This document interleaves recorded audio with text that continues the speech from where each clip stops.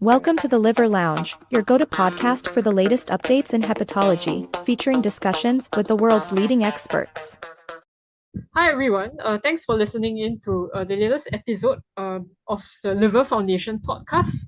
I'm Margaret. I'm from the National University Health System in Singapore, and really pleased today to speak with Dr. Rashid Lui.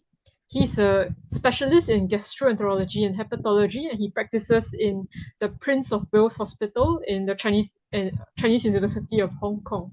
So, welcome, Dr. Rashid. Hi, good evening. So you're here today to discuss. I think there's a review that he co-authored that was recently published in Hepatoma Research in August of 2023. This review is entitled "The Role of Gut Microbiome and Fecal Microbiota Transplantation in Liver Cancer and Related Complications, Mechanisms and Therapeutic Potentials." So, I mean, just to kind of set the stage for the rest of the discussion, and also, as a background to this article, maybe Dr. Rashid, as one of the regional experts and authorities in the gut microbiome, you could maybe just, tell us a bit about, the role and mechanisms of the gut microbiome pertaining to liver cancer. Yeah, so thanks, Margaret, for the great question. So I think a lot of you would know liver cancer is a very big problem in this part of the world and also worldwide. It's a very common cancer, and according to which studies you're reading, it's actually the third leading cause of cancer mortality worldwide. And it's interesting to know because recent emerging evidence has shown that the gut microbiome actually plays a very pivotal role in the development of and the progression of patients who have chronic liver disease and the subsequent development of cancer. And we also know that there's actually emerging evidence that the microbiome, through pleomorphic effects, would be related with differences in response to treatments, such as chemotherapy or emerging treatments such as immunotherapy. So this is I think the whole GI tract liver is actually a very exciting field now that we have a lot of new research that's being done in the gut microbiome field. And a lot of times, a lot of diseases that previously were not very well described, or we don't really know the pathogenesis, somehow we can trace the origins back to the gut microbiome. So I think this is a very exciting field, and I'm looking forward to share more of this to the audience. Great, that's a really good introduction. So, how does the gut microbiome actually contribute to the development of liver cancer per se? So the current literature, and as we described in the review, we have a lot of association studies that have found that patients with liver cancer actually have more dysbiosis when they're compared with the normal counterparts. So I think one of the things about gut microbiota research where we have to really be careful is there's always the question of whether it's the chicken or egg. So to really establish causality, we really need to have multiple studies, maybe done in different ethnic populations and different cancer subtypes to really establish this. But from the research, from the review and from the literature that we read, it's actually quite well established that patients with liver cancer, there is a very significant change in the microbiome of those patients. One factor that we look at would be something called alpha diversity. So what that actually means is the number of species that are present in each stool from these patients. And this has been shown to be notably reduced in patients with liver cancer. And the second thing, which is very interesting, is that some studies have actually looked at the tissue samples of the liver cancer and then tried to look at inside the tissue samples whether they're able to grow microorganisms. And also there, the alpha diversity was also shown to be decreased. So the overall diversity is reduced in liver cancer. Secondly, studies have been done which have looked at the phylum level of the microbiota, actually showed that the abundance of firmicute species was decreased.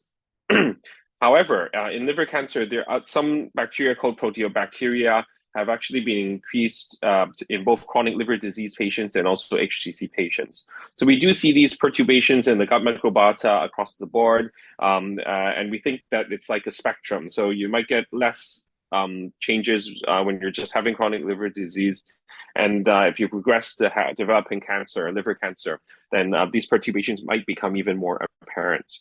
So, so mainly the 2 points would be the loss of the diversity and also some changes in the microbiota populations. I think it's also mentioned in your review that the changes in microbiome actually they differ in patients with varying etiologies of liver disease and also in different genders, right? So maybe you could comment a bit about this. Yeah, so that was quite an interesting find that we looked at with. The gender thing was actually quite new to me. So according to the etiologies, as you may all know, the liver cancer is actually related with various different etiologies. So we have the viral hepatitis that causes liver cancer. So we have the hepatitis B, which is more prevalent in this part of the world. We have hepatitis C, which might be more relevant in the West, but because of the new direct-acting antivirals, it becomes less of a public health problem. And of course, there's the problem of alcoholic related liver disease, and also the emerging pandemic of obesity and NAFLD or MAFLD, whatever you call it, metabolic associated fatty liver disease or non-alcoholic fatty liver disease. So during our review, we actually noted that there was actually increase in levels of some pro-inflammatory bacteria and also decreases in the levels of the anti-inflammatory bacteria in the non-hepatitis B, non-hepatitis C liver cancers. So this actually ties in quite neatly with the hypothesis that fatty liver, through mechanisms that are not quite known now, causes chronic inflammation, which progresses to fibrosis and also cirrhosis and the development of liver cancer in this particular patient group. And I think the second thing about was actually about the there were actually some gender differences that were noted as well, and it might it's widely thought that and actually it's an epidemiological observation that males do worse than females. So we're talking about mortality rates or incidence rates of liver cancer, maybe 2 to 3 times that of females, given everything else is the same. And it's now thought that maybe androgens are actually detrimental, whereas estrogen might be protective for these patients. But the microbiome angle is actually, they were noted that these might be actually related with the gender. There were some models using mice, which actually showed differences similar to that observed in humans. So that was quite an interesting find. But of course, I think one of the issues is that anything that's so specific, like the sex-dependent involvement of the gut microbiota, and whether this really is a leading factor causing the pathogenesis, we probably really need a lot more real-world data and also more clinical studies to confirm. Yeah, I think a lot of these studies are still preclinical. So and a lot of them is the causality has not been established as you mentioned. So I mean this kind of relates to my next question, which is given all that we know about the gut microbiome and its association with HCC at the moment, how do you see the field developing in terms of clinical applications? Do you think that there is some potential therapeutic target in future that we could explore in HCC? Yeah, that's a great question, and I think we should look at the field of the gut microbiota modulation more broadly first. So first, to remind everyone that the only accepted indication currently is actually for severe refractory or recurrent Clostridial difficile infection. But I think a lot of centers, including our own, and I'm sure NUH as well, we're exploring many other indications under research umbrella. So in the field of of liver disease, actually there has been some progress. There's been some studies in the West, which actually showed that giving FMT improved outcomes for patients with hepatic encephalopathy. And they were able to show that there were improvements in the dysbiosis and that the cognition of these patients were actually improved. So that's actually it's actually a very big step forward, because in the past, a lot of times we're very worried about applying FMTs for patients with cirrhosis, because the age-old adage was that patients with liver cirrhosis are relatively immunosuppressed, and that giving FMT might be associated with infective complications. So they were able to show that the adverse events were actually not that prominent, and actually did have good outcomes in terms of cognition. So I think that's really one of the first steps in the field of chronic liver disease in cirrhosis, that FMT can be used in some of the indications. The next question, of course, because this is mainly on liver cancer, is that actually liver cancer is just one of the presentations of end-stage liver disease of cirrhosis. So we know that 80 to 90% of these liver cancers actually arise from a advanced fibrosis and cirrhosis. So the next logical step would be, if FMT works for hepatic encephalopathy, like would it work for in liver cancer? I think it would be a bit more difficult to dissect out the absolute benefits, but I think research should definitely be done in this space. In our review and also in the emerging literature, we know that patients or from other cancer types as well, we know that some patients respond to immunotherapy, some don't. And one of the most interesting examples is some researchers in the field of melanoma. So all patients were put on immunotherapy. Some of them responded, some of them did not. They found those that responded. They harvested their gut microbiota, filtered it, everything, and they did the FMTs back to the patients who did not respond, and they were actually able to recapture response, maybe I think in 30 or 40% of cases. So this was actually a proof of concept that the microbiota might really be playing a role in the response rates of these immunotherapies and such. And I think in liver cancer, because currently we do not have a good biomarker. So everyone, like if you're advanced disease, first time we can just blast them with the Iron Brave 150 regimen or the Stride regimen, which are actually both are actually immunotherapy based. So I think looking into this would be interesting, because we then know whether this concept would apply in this field. The other point would actually be side effect amelioration, because a lot of other studies have shown that doing FMT, etc., might be able to improve the side effect profile of conventional chemotherapy.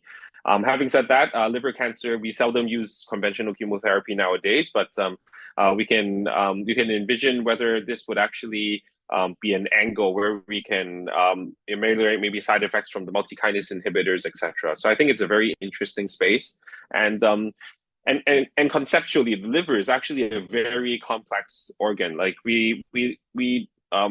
I'm a gastroenterologist and a hepatologist, but I might not be a full-blown hepatologist. So, but from the hepatology point of view, the organ is just so complex. It produces lots of stuff. It helps us detoxification. And the interesting part is, which we also did mention in our review, is that there's actually more and more information coming up about the gut-liver axis. So the food you take in, the microbiota, the bacteria, actually not just bacteria, the virome, the fungome, etc., all inside our gut. Like tons of these nutrients. Well, the good stuff is called nutrients, right? The bad stuff, you have a lot of these toxins, you have a lot of this bacteria, a lot of these foreign organisms, etc., that are actually daily filtering through the liver system, through the portal system into it. And somehow the liver doesn't have an immense autoimmune response. So you can imagine it's actually a very tightly regulated system there, and I'm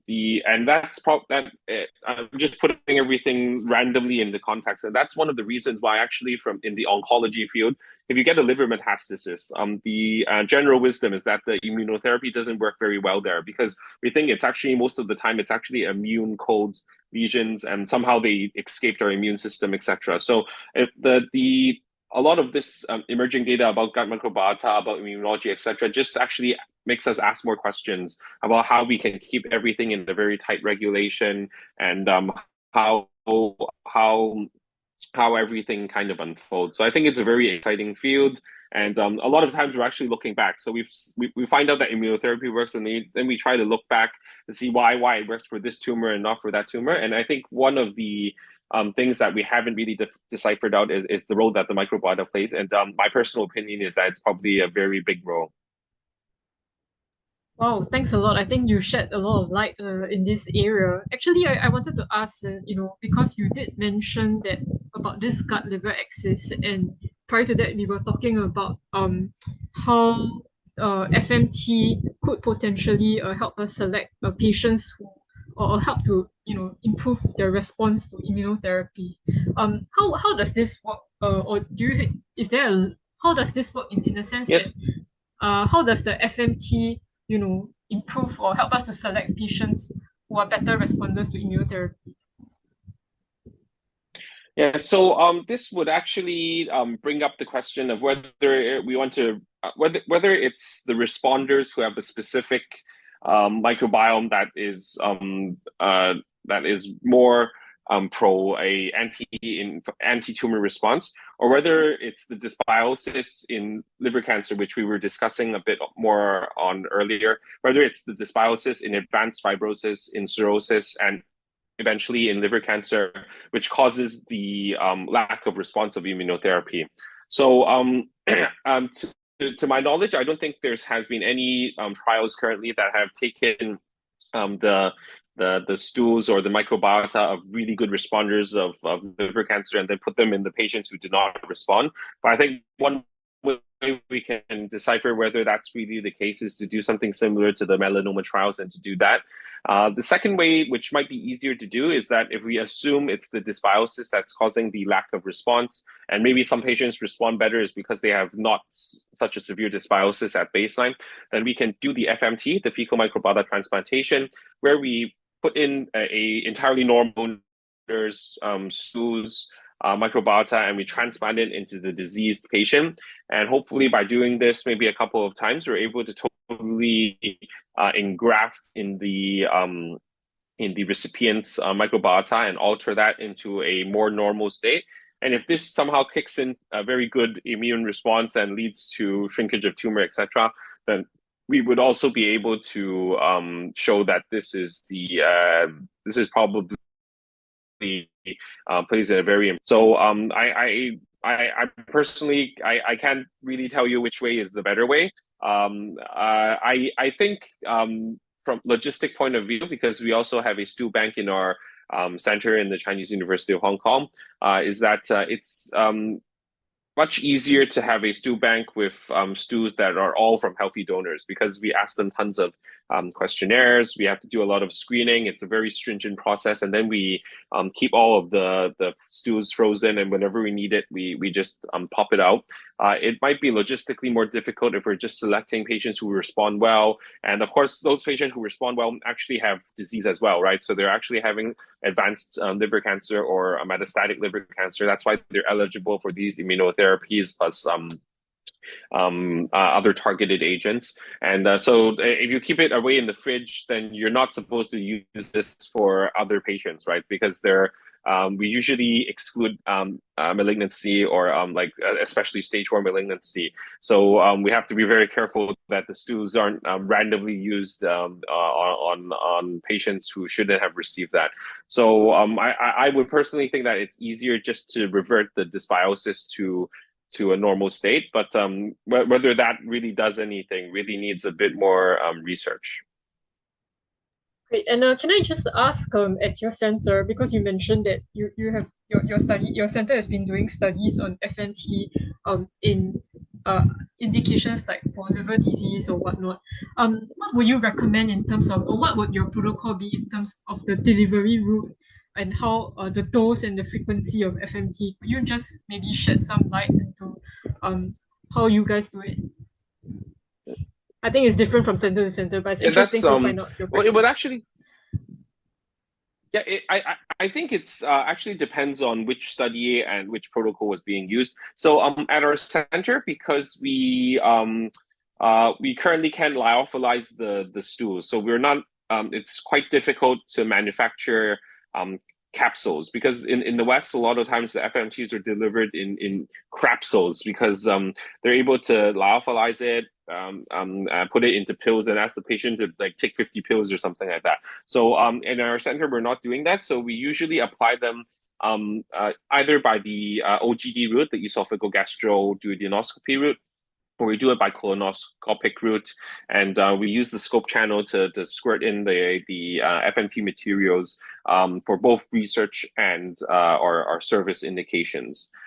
We've done some studies where it's a bit more intensive. I'm sure you're aware that there have been some RCTs, most of them done in Australia, in inflammatory bowel disease and the use of FMT to induce remission. Those can be quite intense. Like they're talking about maybe weekly FMTs to engraft. We haven't run a trial that intense yet, but we have some that do require multiple sessions, and multiple sessions do require the patient to be very keen on the treatment and also willing to adhere to the schedule, because you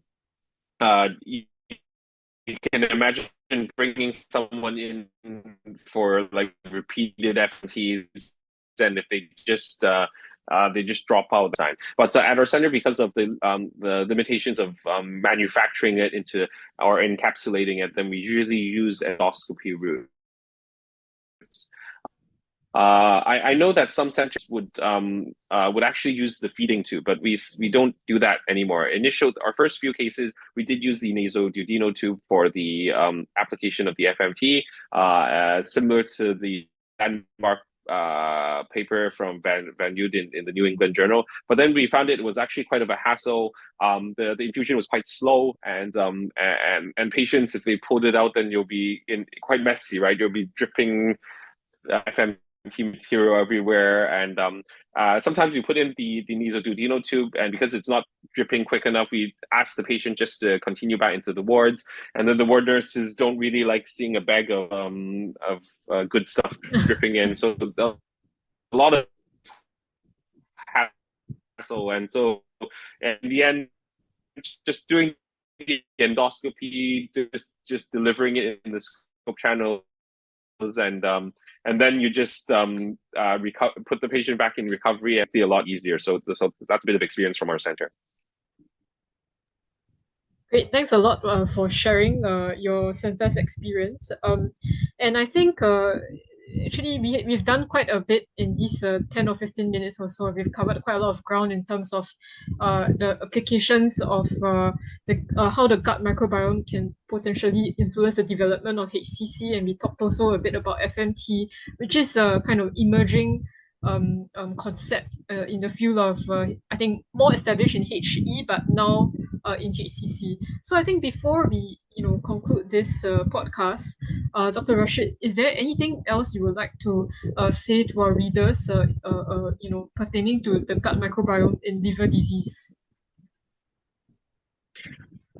Yeah, so I think at the end of the day, the gut microbiome is actually influenced by like what we eat, medications, antibiotics, food additives, etc. And so I think at the end of the day, despite all of this high-end science, a lot of these trials are using a lot of these 16S metagenomics, shotgun metagenomics, this and that.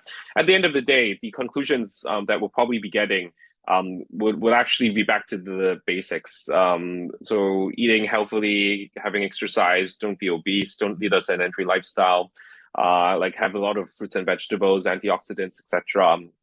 Don't drink sweet beverages, sugared drinks, etc. So I think and I think we can see the paradigm in different diseases as well. Sometimes it takes a lot of this high science stuff to really persuade the population to do these relatively simple things more effectively. So I think at the end of the day, this is probably going to be the message. We'll probably be able to find some bacteria that are enriched, some that are less enriched. But at the end of the day, this probably will tie into like bad lifestyles and stuff like that, smoking, alcohol, and everything. So it's just I think it would be a very expensive and fancy way just to tell everyone that you should not smoke, you should not drink that much, you should do more exercise, have a balanced diet, etc.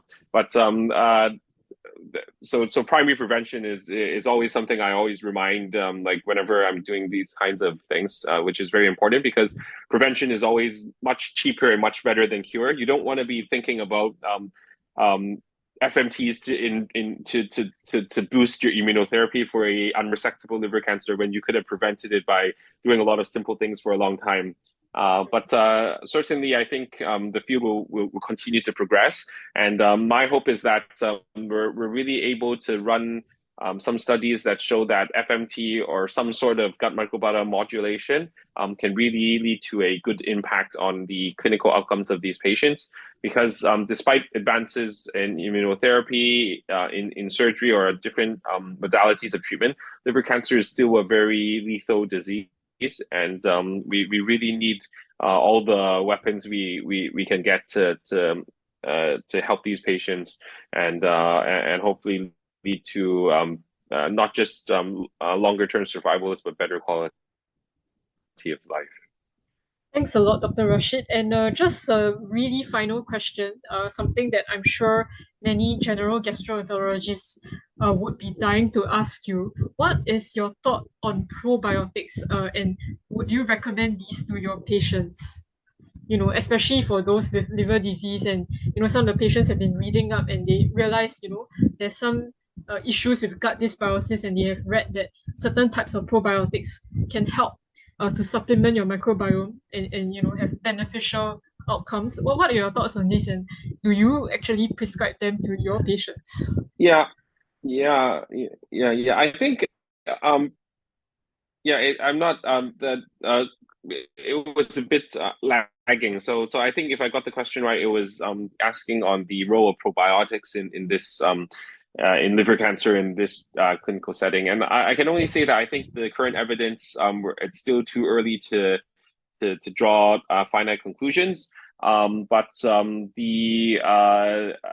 think it's very difficult because any specific probiotics, there's actually always been some concern. That's going back to the point is where we're saying the US researchers were actually very brave, because the old concept that cirrhosis is like relatively suppressed, and patients, like people were worried that even if you're giving probiotics or this and that, it might even lead to sepsis or stuff like that. But I think in the FMT trials that were done, it's shown that even doing full-blown FMT was actually quite safe in this population group. So I think we really have to think more broadly, and we don't really have to be that afraid of adjusting that. Having said that, I think really identifying the exact bacterial strain or probiotic that would lead to will